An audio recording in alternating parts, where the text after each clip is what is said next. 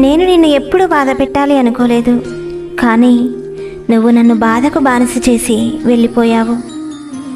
మనల్ని వద్దనుకున్న వాళ్ళని కావాలి అనుకోవడం పిచ్చితనమని ఎవరో అంటే విన్నా.